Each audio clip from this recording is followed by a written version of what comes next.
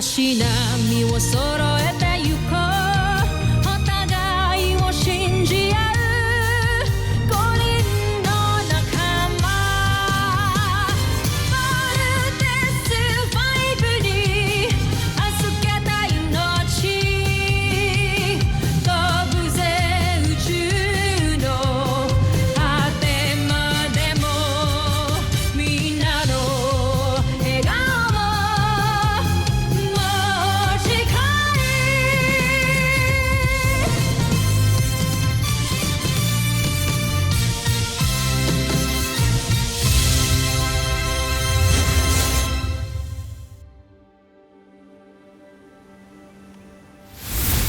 Ang nakaraan sa Voltes 5 Legacy. Nasakop na ng Buzan, Najmi, Imperium ang halos lahat ng planetang may buhay sa San Sinuko, maliban sa Terra Erdo.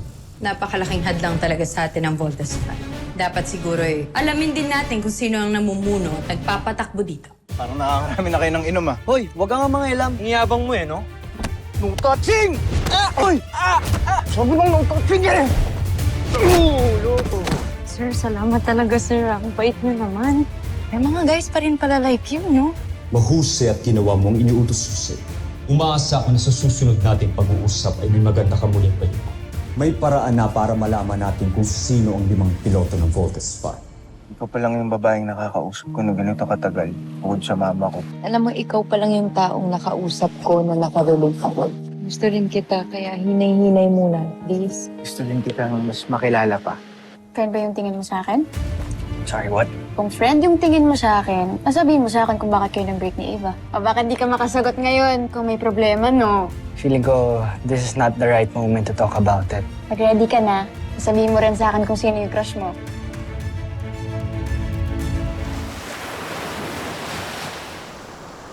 Kuya, pwede ko ba ito dalhin sa Camp Big Falcon? Go, sige. Dali mo lahat ng gusto mong dalhin na toys para mas ma-feel at home ka sa Camping Falcon, okay? I'm sure okay yun kay Dr. Smith. Best friends kayo, di ba? Good morning sa mga kapatid kong poging-poging katulad ko. Morning, Big Bird. Aga ko gumising. Kanina ko pa kayo hinihintay. Oo nga. Ano nakain mo? Inspired lang. Ba? Inspired? May inspired ka na ngayon, ha? Bakit, ha? Ano meron? Ha? Nakilala kasi akong kaibigan kagabi. Ah, okay. Kaibigan na to, babae. Babae? Ay, yung ngiti, pambabae yung sagot eh. Sino yan? Kwento mo. Dali na. Sige na, please. Saka ako na ikikwento sa inyo pagka naging girlfriend ko na. Girlfriend talaga? Eh, kagabi mo palang nakilala eh. Oo nga. Bunso, ganun talaga minsan. Tama nga tong Kuya Steve mo, tsaka Ate Jamie mo, oh. Ano? Oh. Sure. Ano? Kaya nga in love ka sa kanya eh. Bakit nasa akin yung usapan? Ikaw yung pinag-uusapan dito, di ba? Alam nyo, mag-ready na kayo. Baka malate tayo, kailangan natin mag-report sa Camp Big Falcon. Kuya, Ano? wala na si Ava. Oh, Oh, hindi pwedeng-pwede na kayo ni Jamie. dali nyo lahat ng kailangan yung dalhin. Go na, bilis! Baka malate. Gagalit si Dr. Gagalit si Dr. Smith. Jamie! Yung gagayahin yung kay Big Bird mo, ha? Kuya, I wish nandito si Mama. Sigurado ako, happy siya. Kasi, happy din kayo.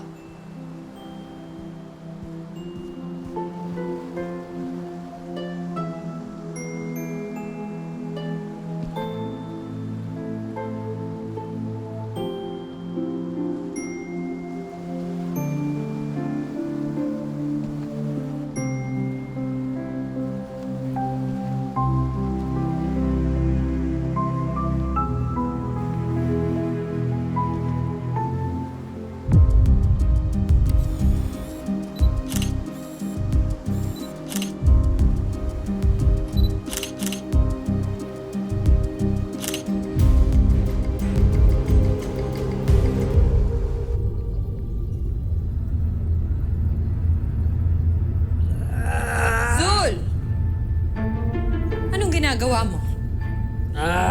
Wala. May pinag-eksperimentuhan lang ako. Napadaan ka. Bakit? Parang balisa ka yata. Sino ba kasi ang espiya ng prinsipe? Saan ba siya nanggaling? Malamang isa siyang sundalo o kaya isang alipin. Nakasama natin sa ekspedisyon na to. Inatasan ni Prinsipe Sardos na makihalibilo sa mga taga-Terra Erto. Tama ka. Siguro nga isa siya sa mga alipin. Sapagkat kawangis nila mga taga-Terra Erto, mga wala silang sungay. Tama ka dyan.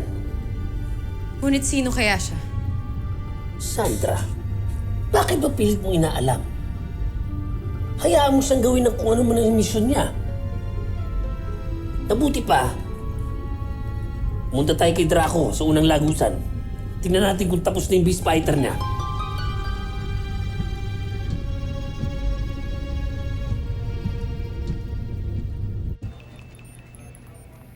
PJ! Jimmy! Paki-process daw ito ang independent security hard drives from medical, please. Okay. Thank you. Sure. Well, well, well. If it isn't Jamie Robinson. Akala ko ba nag-quit ka na? A girl can change her mind, right? Lalo na kaya lang naman ako umalis dito sa campus because may kinaiiritahan ako.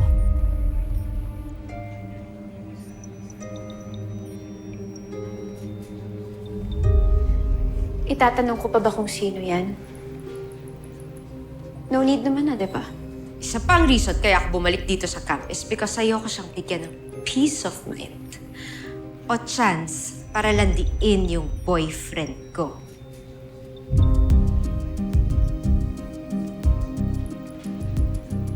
Boyfriend mo pa nga ba si Steve?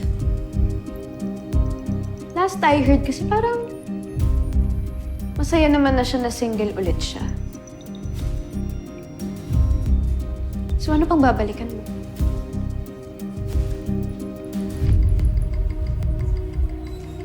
Have a nice day, guys. Ooh, burn!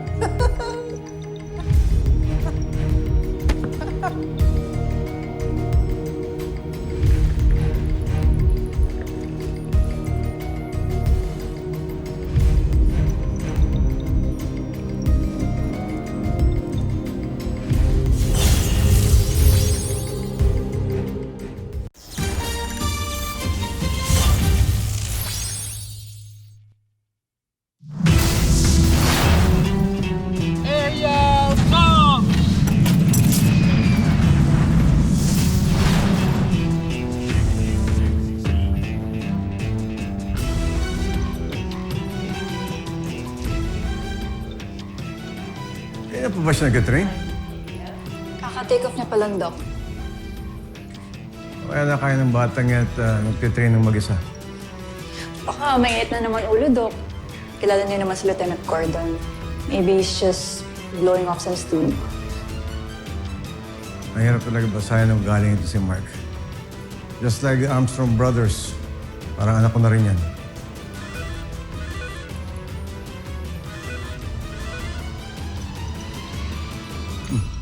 Hello. Ano yung report mo? What? Okay. Send mo agad sa akin yan. Pati lahat ng evidence. Hintayin ko. Siguradong matutuwa si Mark dito.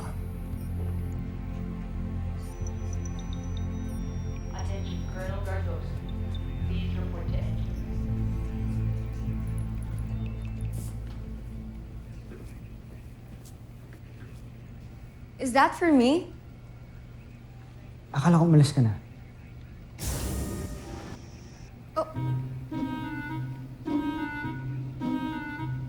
So, nagkita na pala kayo?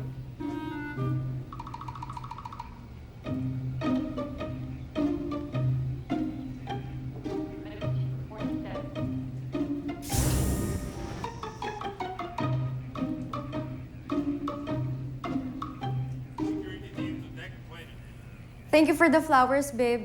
Sabi na nga ba, masaya ka na bumalik ako dito eh. Sorry kung nag-quit ako ah. But I realized na dito talaga sa camp yung life na gusto ko. So yeah, I'm back for good. Well, excuse me?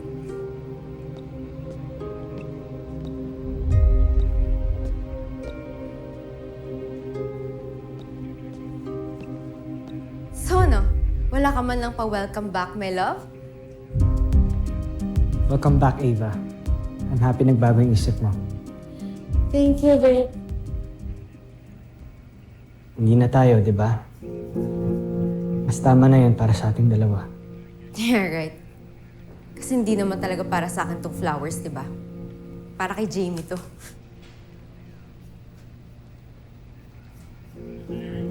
This is actually for her. It's my way of saying thank you kasi hindi niya ako iniwan nung namatay si Mama. Ikaw, nasan ka ba nun?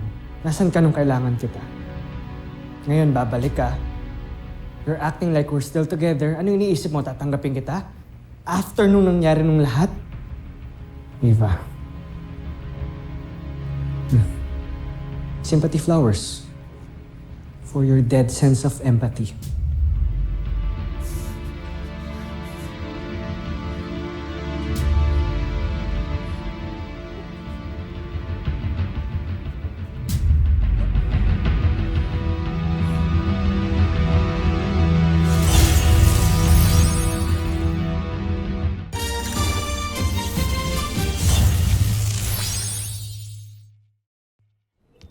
Ano pong sasabihin niyo sa akin, Dr. Smith? May update ako tungkol sa mother mo. Yung totoong nangyari sa kanya. Magbunga yan, Doc. I don't wanna ruin my day. No, Mark. Mali ang iniisip mo. Hindi ka iniwan ng nanay mo at hindi niya inabandon ng tatay mo. Eh ano ho ba totoong nangyari sa nanay ko? If you're willing to listen, kwento ko sa'yo. Makinig ka lang. Kukwento ko sa'yo ang buong storya.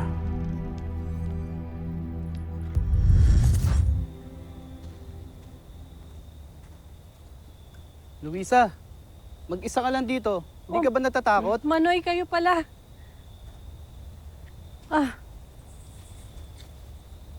Alam mo ba, noong nakaraang linggo lang, may taga-barangay na inatake ng asong gubat sa tabing ilog. Sana nagpasama ka. Wala naman ako mga kasama, Manoy. Alam niyo namang may sakit ang asawa ko. Ayoko naman magpasama kay Mark. May istorbo lang yung tulog ng bata. Eh di sana nagpamaga ka na lang. Mas safe dito pag araw. Oo nga. Eh kaya lang ho, lumala yung ubo ng asawa ko.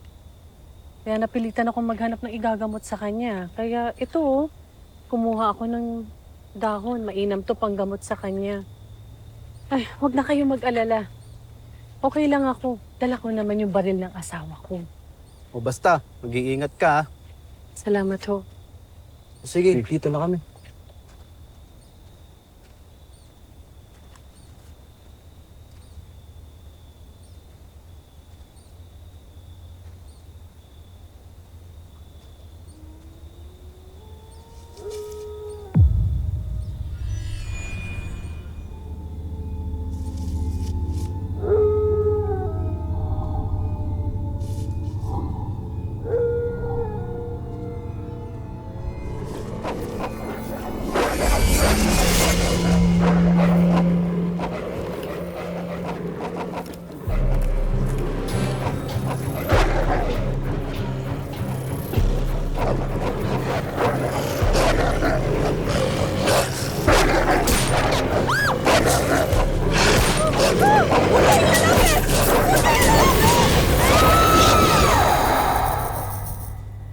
Totoo ho ba itong mga kinuwento niyo sa akin?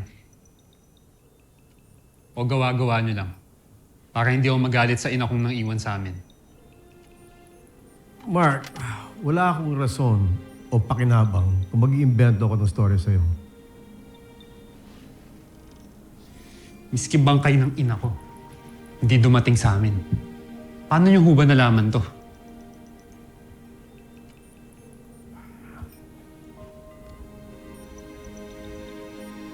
many years ago, meron natagpo ang isang kalansay sa gubat. Nakita na marami itong kagat ng mga hayop. Nung sinuri siya ng mga eksperto, nalaman nila na yung kalansay na yun ay kalansay ng isang babae. At doon nila natuntun ang nanay mo. Matagal nang wala ang tatay mo noon. Patay na siya. At ikaw naman, wala ka rin doon sa lugar. Kaya hindi mo agad nalaman.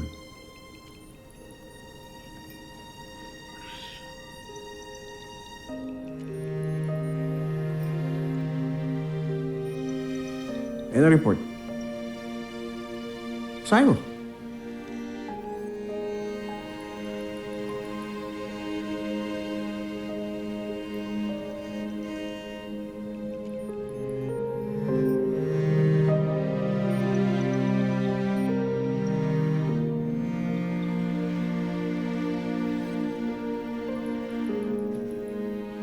You see,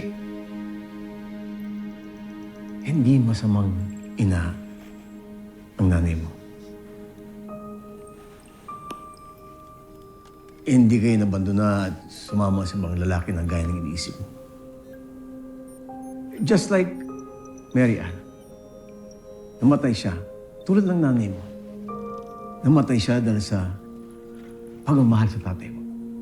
At wala siyang iniisip kung hindi yung kaligtasan at yung pagmamahal niya sa iyong ama.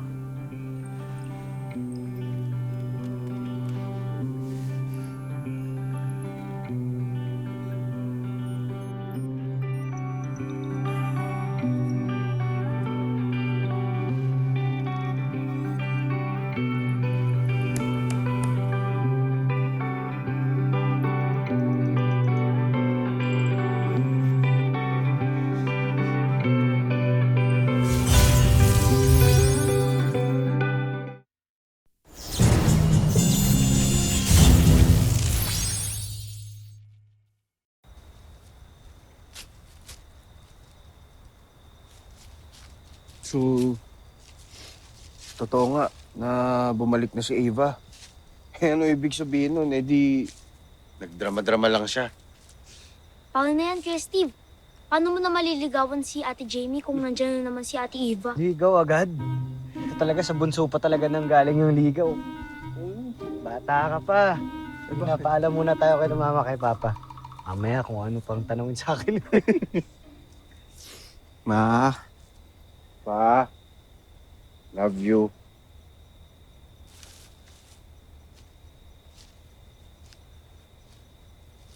Bakit nandito ka na naman, ha? Naghahanap ka na naman ng away? Relax. Hindi naman ako nagpunta dito para makipag-away sa inyo. Bakit ka nandito? Gusto ko sanang mag-sorry. Gusto ko sanang mag-sorry sa inyo. Pati sa mga masasabang nasabi ko sa mama nyo. Truth be told, naiinggit kasi ako sa inyo. Lagi ko kasi nakikita kung gaano ka-ideal na mother si Mrs. Armstrong. Isang loving and caring na mother. Nakakala ko wala ako. I was wrong. I was very wrong. Kagaya rin pala ng mama nyo yung nanay ko. Pareha silang nag-sacrifice ng buhay nila para maligtas ang family nila. Maligtas? Oo, Big Brick. Long story, pero okay naman na ako. Hindi na ako naiinggit sa inyo. Kaya, sorry talaga. And I hope maging okay na tayong lahat.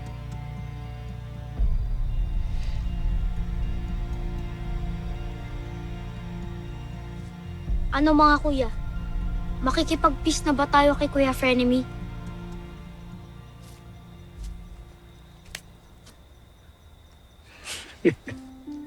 Pero ba't may pa-flowers pa? Para kay Mrs. Armstrong sana. Big Brick. Yun lang. Joke lang. Joke lang. Little John, sorry. Okay lang, Kuya Mark. Bigay ko na itong flowers sa mami niyo. Bakit?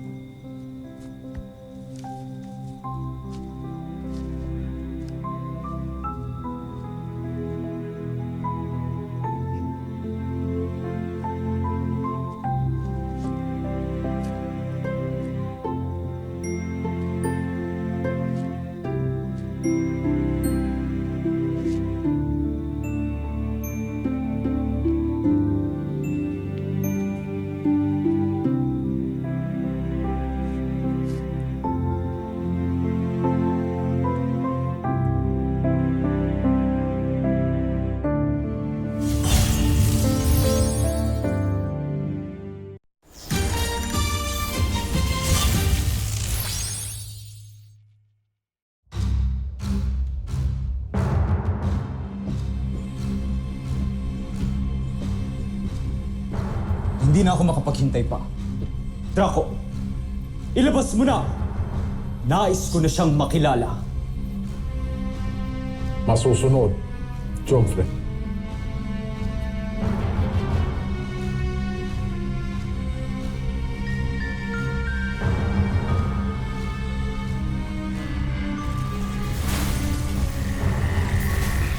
Nais kong ipakilala sa inyo si Gardo!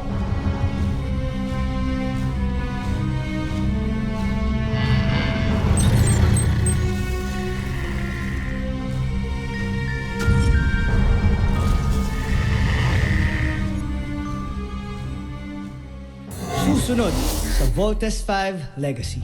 Dami-dami mo sigurong girls sa ka. Grabe, parang mas marami pa nga mga gadgets dun kaysa sa mga babae. Ano bang itsura ng loob ng camp? Kasi alam mo, mula bata pa lang ako, pinangarap ko nang makita yung loob nun. Pero until now, hanggang labas lang ako ng camp. Alam mo, matutupad na yung pangarap ko na yan. Pwede ba ako dun? Di nyo pa rin nasasakop ang planetang yan. Malapit na, kamahalan. Liit na planeta. Hindi nyo matalo. Anong klaseng pinunong mananakop ka, Zados? Nasisiguro kung tataas ang ranggo natin sa oras na matalo ng ating beast fighter si Voltes 5. Puradong ako, mauupo sa tabi ni Prinsipe Zardos. Mataas masyado ang pangarap mo. Ako ang dapat uupo sa tabi ni Prinsipe Santos. Sige, magpatayan na lang kayo dalawa para ako na lang ang uupo sa tabi ng prinsipe. Ako ang uupo sa tabi ni Prinsipe. Ako ang gumawa kay Gardo. Ako ang upo! Ako! Homsa!